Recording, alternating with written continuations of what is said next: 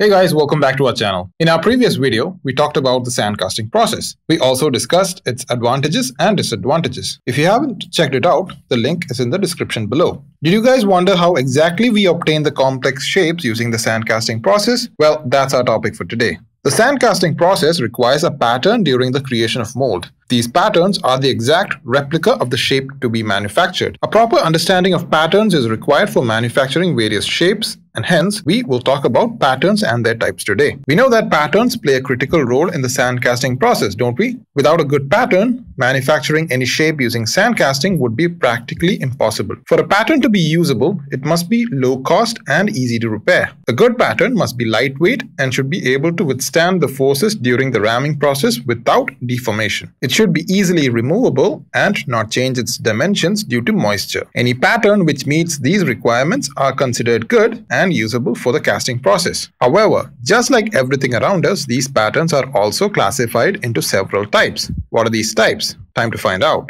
The first type of pattern is the solid pattern. This is the simplest type of pattern. We can manufacture simple parts without any sub-part or joint using a solid pattern. This type of pattern is used for the construction of simple geometrical parts that are produced in low quantities. Next is the split pattern. In this type, the patterns are made into two halves. One half of the pattern is placed inside the cope and the other half is placed inside the drag. The split pattern is used in cases where the removal of a single piece pattern would be difficult or impossible.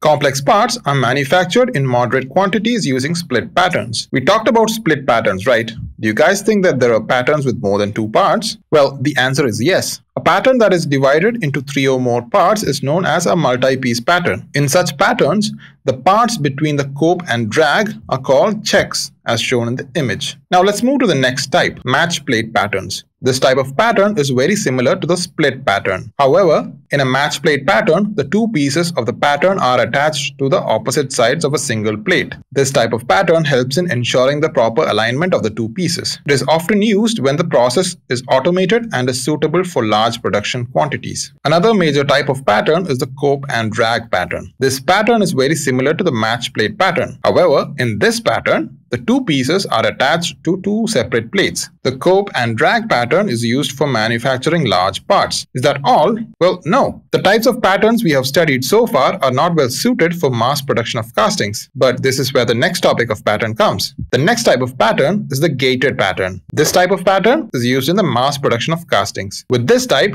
multiple mold cavities can be formed in a single mold. As you can see, several molds are connected together with the help of a gate. Thanks to this gated pattern, we can manufacture parts in bulk quantities. With this topic, we'll bring this video to a halt. In this video, we discussed how a pattern can be good and usable and studied the types of patterns. We'll be back with new content on casting processes soon. Stay tuned and stay safe. Until then, bye.